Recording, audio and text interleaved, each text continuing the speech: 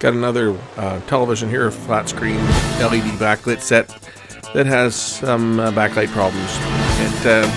Well, you'll see the picture, it's terrible. We're going to take this one apart and see whether we can get to the bottom of it without putting any parts into it. We're looking at a Samsung TV here, which obviously has a bad backlight. You can see it, top left corner. There's an entire strip that is out. Looks like we have a strip that's bad here, a half a strip. One strip up the top is fine, and the bottom strips are fine, but we have half of a strip here that's gone bad. Typically, it may be just one LED that's gone bad, because this set typically uses strips that are half the length. So there'd be 1, 2, 3, 4, 5, 6, probably 8 strips on here. Looks like just this one has gone bad. We're going to have to take the screen apart to check that, and then maybe if it's just one LED that's bad, I can jumper it and get the set working. This is another one that was brought in, and the client of the set has said, if you can fix it cheap, because it's a TV that's going to be just used in his workshop. So he doesn't want to spend a lot of money. I'm not authorized to buy LEDs because that would put the cost of this, in the $100 to $150 range, and he doesn't want to spend that. So I've been told if I can get it looking better without spending a pile of money, that's what I'm to do. So let's start taking this thing apart. I don't have a base for this, so I got to lie the thing down. It's a pain in the butt, but we'll get the screen apart and see whether I can actually do anything for this one and get it going. So I can hear people screaming right now that I'm going to scratch the screen. The screen's already scratched on this. Again, this one's going in a workshop, so I'm not having to be super careful on this set. And say this one was replaced, so this was a TV that was going to go into the garbage, and the guy that brought it to me, it's for one of his customers. So he's fully aware that the set itself has some scratches on the screen, but again, because of where it's going, that's not critical. So if you're wondering why I'm not taking any precautions as to not cause any more damage to the screen, well, the screen itself was already hacked up. It's going to be mounted up on the wall of a woodwork shop, way up in the air, where no one's going to be paying much attention to it, other than watching it and having it make some noise.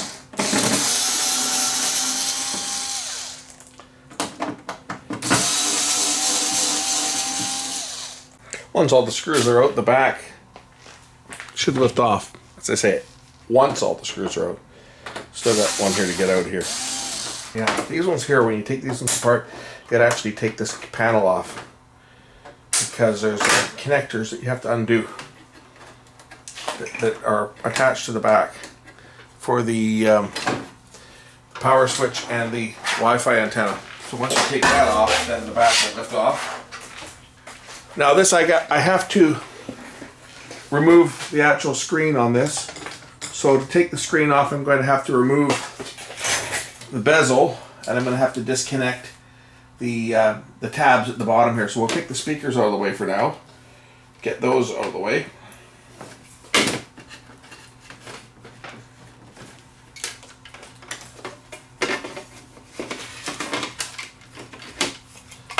We'll get the speakers out of the way.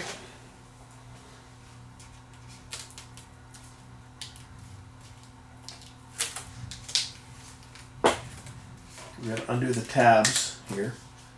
You got to be really careful with this part, because this is where it can break very, very easily.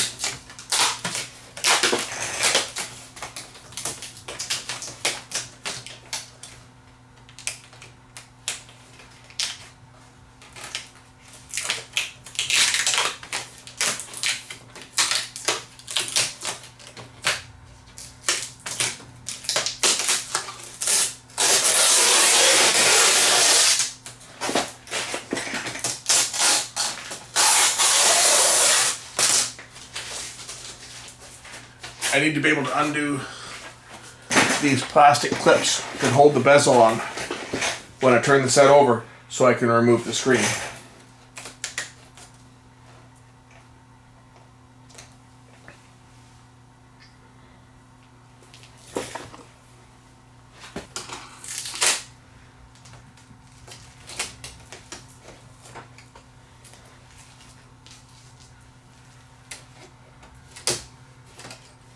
I have to lift these out of the way. These brackets come out. Now these are the tabs that are very, very fragile. You gotta be really careful with these tabs here. They are gonna hang on the panel, but we have to disconnect the tabs here. Now you can do it on either side. You can do it on the T-con side here, it doesn't matter. These are gonna hang free once we get the glass off. I'm gonna take off the bezel now, and once I take off the bezel, we'll be able to lift the panel out and lift the panel right off of the set. So I'm gonna take the bezel off now. This is done. This is kind of tricky to take this off. It's just little tabs that we have to pop, and then the front bezel will lift off. So I just have to release all the little plastic clips here. This is what holds the actual front bezel on.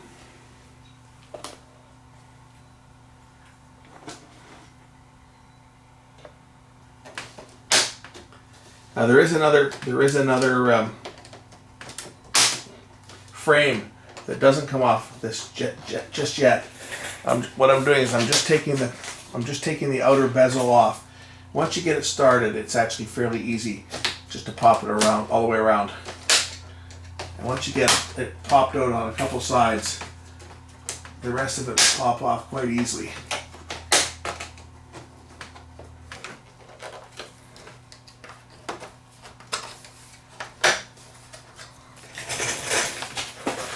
So what I'm doing is I'm just removing the front bezel, and it just pops off. It's just clips that just pop it out the side. Now once I get the front bezel, I have to hold the LCD screen with my fingers because it will come off at this point. I'll lie the set down flat. We do have to remove the LCD screen, but I have to remove the connectors, the little boards on the back side here. I have to remove them in order to allow the screen to come undone. So I'm going to hold the screen in place and turn the set over. I'm now going to release these little front boards here with the tabs on them. You got to be very careful because if you damage these tabs, you've ruined the screen.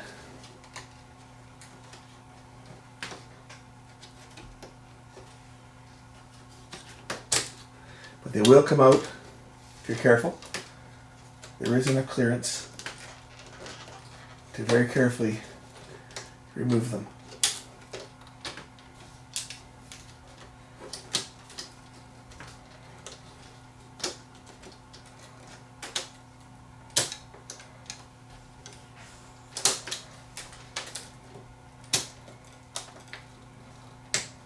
There's one. And then you see these are the ICs here, the drive ICs. When you hear people talk about the tab failures, that's these little ICs here that are actually mounted on these tabs. So you have to be very, very careful because these will tear very easily. So this is the most critical part, is when you're taking the screen off, is that you really do take your time to make sure that you're not going to damage these flexible PCs. If you tear them or they come unbonded from the glass, the panel is shot. So do the same on this one. Very carefully remove the tabs.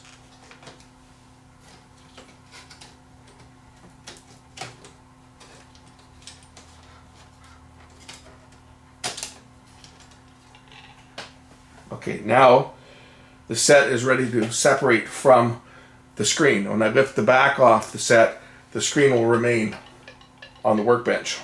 And I can take the rest of the set away. And I'm going to have to find a place to store the screen where it's not going to get damaged while I work on the set itself. But if I lift the rest of the set up now, the screen will remain behind.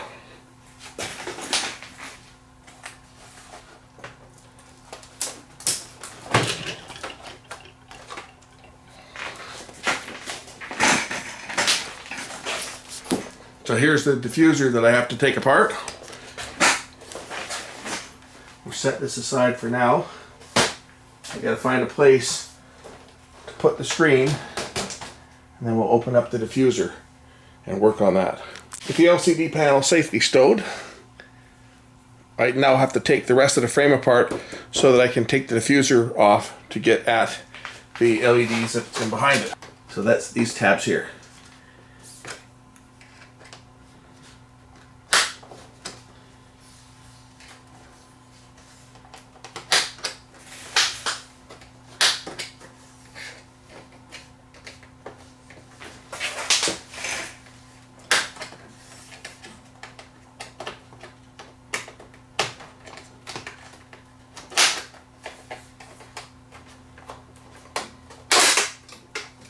So let's take the diffuser apart and take a look at the LEDs.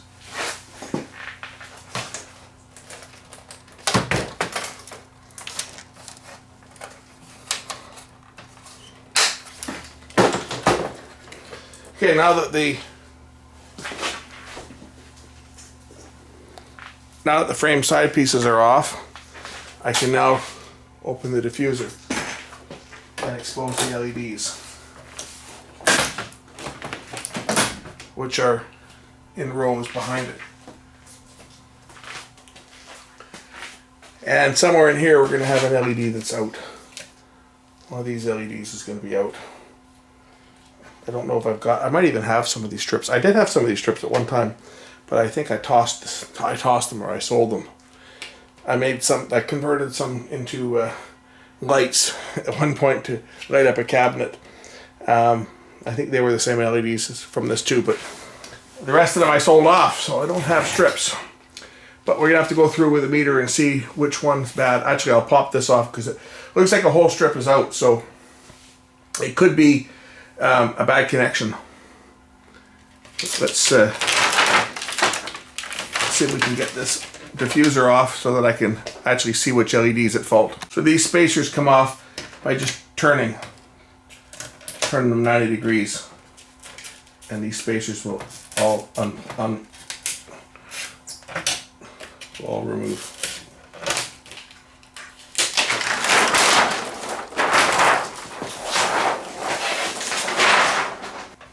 Power up the set. We got a whole bunch of them that are out here. Not just one. We actually have 3 strips completely dead. Interesting. We look at the meter. If I measure the voltage going into strips that are working, we'll see we have about 22 volts on here. We go to the strip that's not running, 12 volts. 9 volts. 14 volts. Strips that are working, 31, 32, 22, 29. The one measuring 9 is actually the strip that has the fault on it. So to isolate the problem, I just swapped this strip with this one, and as you can see now, this strip is dark. These 2 are dark. The rest of them go. We have 3 bad strips, and they're going to have to be replaced. If I unplug this one here, then this whole section will go out, right? You've got 1, 2, 3, 4 on one and 4 on the other. So there's 2 circuits, one string of lights and the other string of lights. If I unplug this, they're all in series. So these lights have actually shorted. They're passing current. All the lights here are dead. They're all shorted and they're passing current, because if they were open, then the whole string would go out. Here's something I just noticed on the end of these strips. There are diodes. These look like little diodes here. And if we check the one that's bad, you'll see that it's shorted. Both of these have shorted. The other one over here for this strip has not. I'm wondering if these are Zeners and if they're crowbarred. Strip is bad. Let's just rip this thing off of this thing. The other ones test as diodes. These ones here, current in one direction only. These ones are shorted. I'm curious as to whether this is a Zener that is flipped and shorted, and that's what's taking out the strip. Nothing to lose. Let's just pop these out.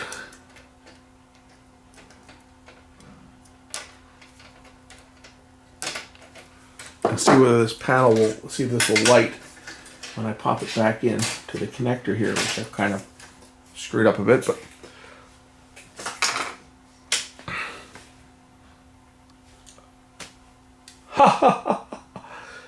there's Zener diodes. We just clip these ones out and see whether this one comes back on. The bloody things aren't failed. It's a Zener diode in the end of the lights. Let's just clip these other ones out on these ones here. See what happens.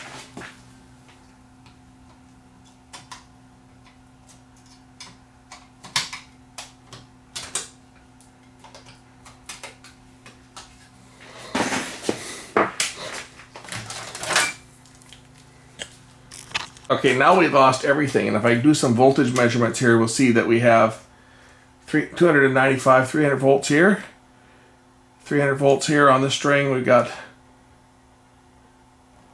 190 here, and this side's got 0. This string has got one LED that is open. Wonder if we can find that. Of course, the other ones, the reason we had some lights before is because these diodes were shorted.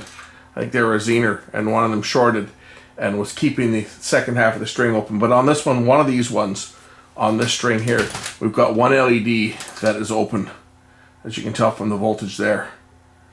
So let's just let's see if I can find which one's bad on this one. Might just be one that's gone open. Okay, through some testing, I was able to determine that this LED here is the one that's bad, because I've got a big voltage drop. If I'm testing across LEDs here, I've got no voltage drop, and when I test across this one here, I have a big voltage drop across this one. Or was it this one? I had a big voltage drop across one of these ones here. I think it was this one here. Anyway, let's just jumper this one out.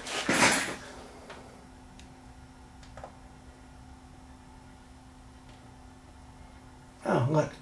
The rest of them all come on, except for the one that's bad, which is that one there. That one is bad. So like the last LED set that I fixed, we're going to put a jumper wire across that and get this bloody panel working. Minus one LED, which you won't see that on the display. So let me get a jumper wire. We'll jumper across this one.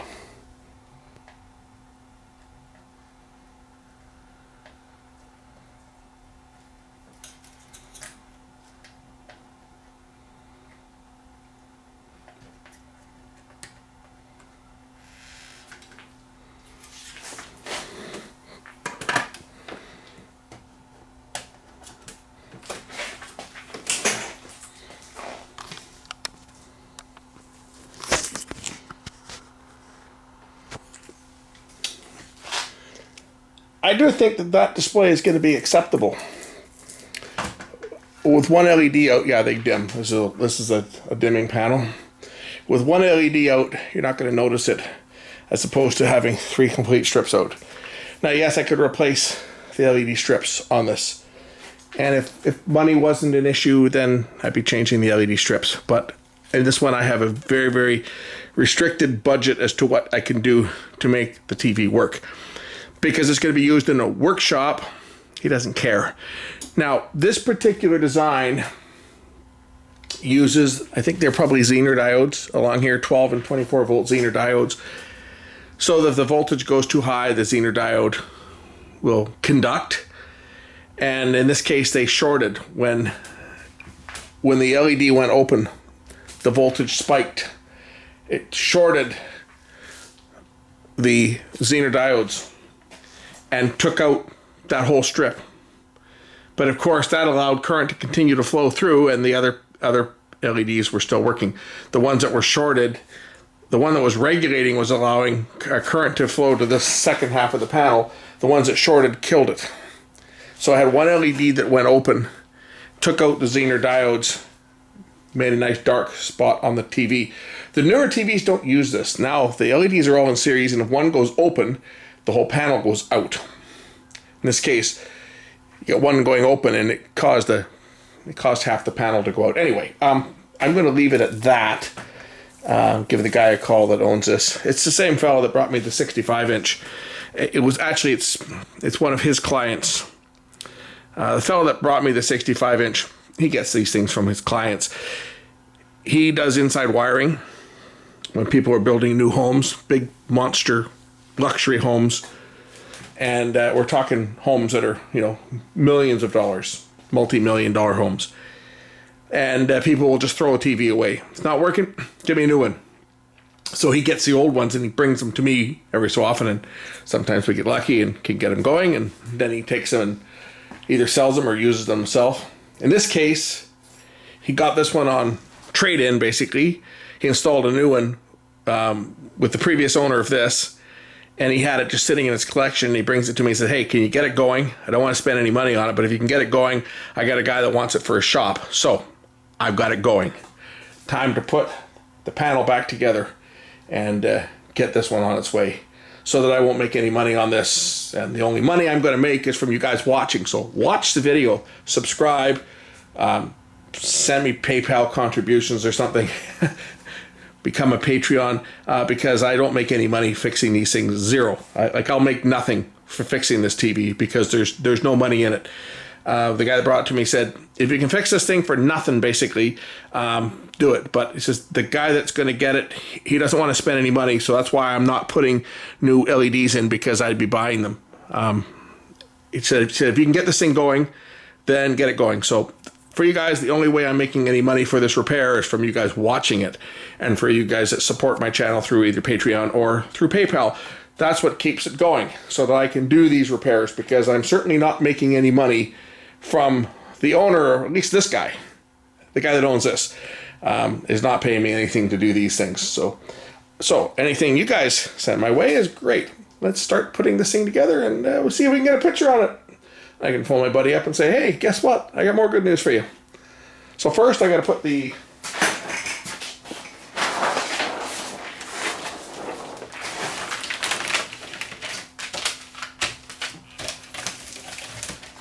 first white sheet for the reflector back on. We'll put the little spacers in place. I remember the first one of these I took apart. I had no idea how these spacers came apart.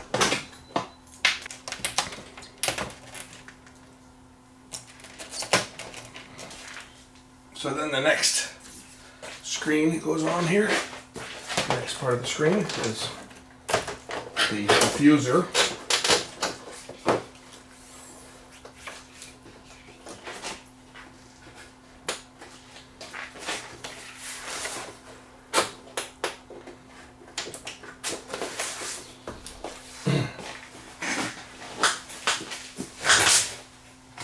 And these frame molds have actually got, it tells you what side they go on.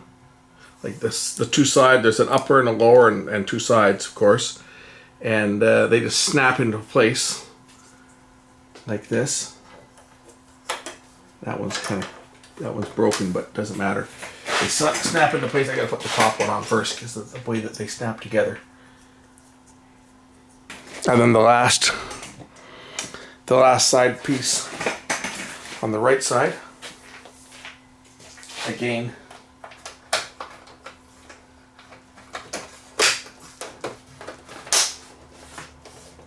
they snap together like that.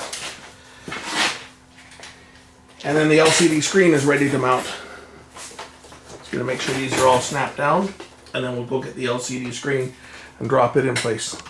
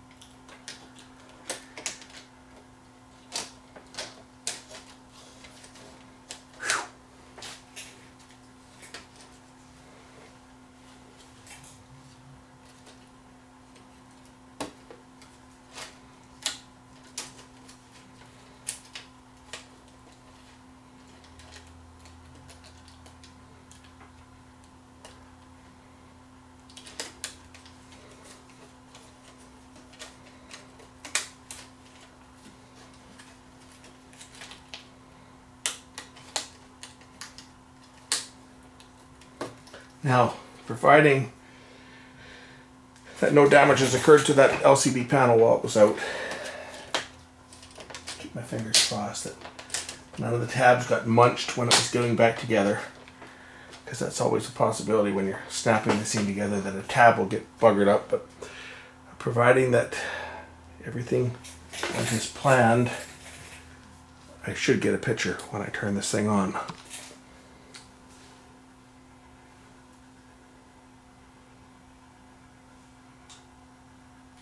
I would say that that is success.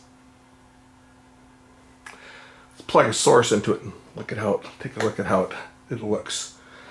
It looks a lot better. You can still see a little tiny dark spot there from where that LED is bad, but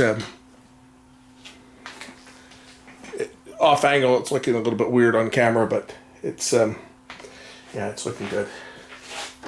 It's looking really good. Tip it up a bit.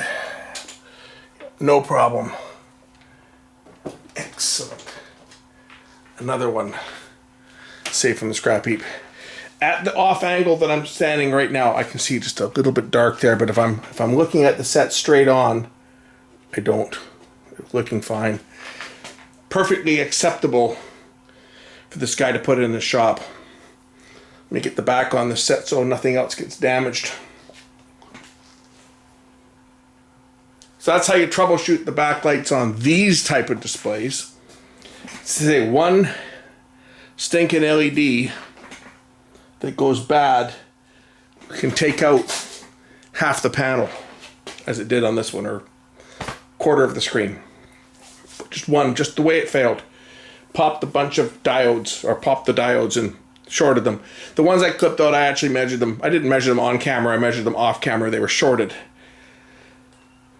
But I troubleshot it the same way. I was checking voltages there, and I've seen a voltage drop across there that didn't look right.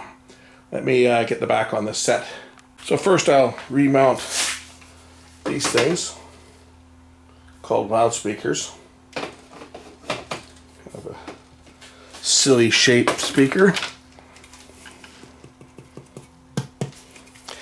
And you wonder why the TV sound is so crappy on these new sets. Because they have a very thin speaker on them.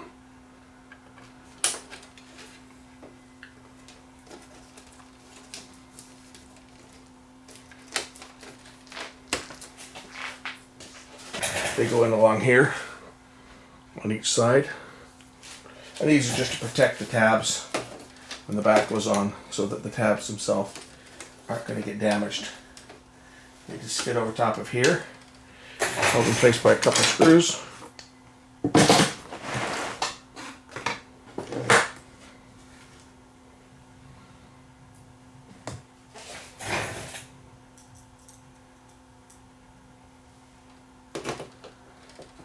These are just here to protect these tabs so that they don't get pinched when the back goes on it. That's all they're there for.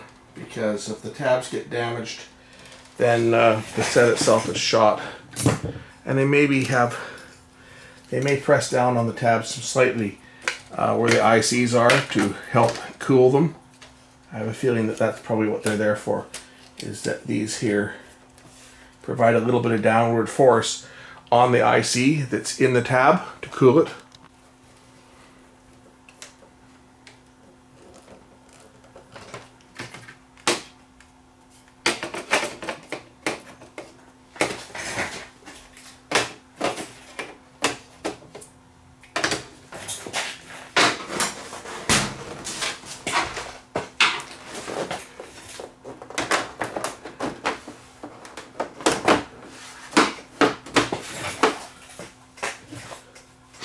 The fellow that I'm fixing this for is actually a guy that I worked with for when I was working in the repair shop. He was one of the sales guys. So we worked together for 20 years when I was in the business. I've known him for many years. We went to high school together. So knowing the fellow that brings me all this stuff for a long, long time.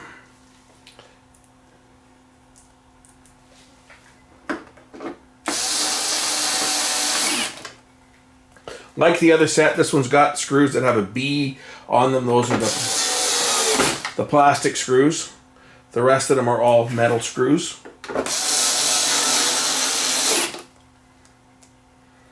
I'm going to finish up putting the rest of the screws in, and then we'll do a final test. Okay, the screws are in. Power connector for the switch and the Wi-Fi and remote is connected. Back's on it. Let's turn it around and give it one last test. Kill the lights. Looks better with the lights out.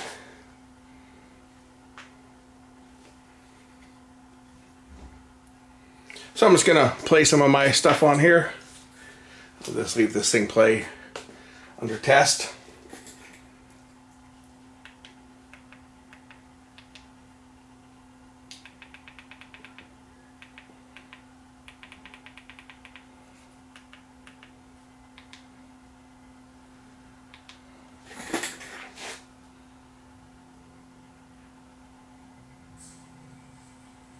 There we go.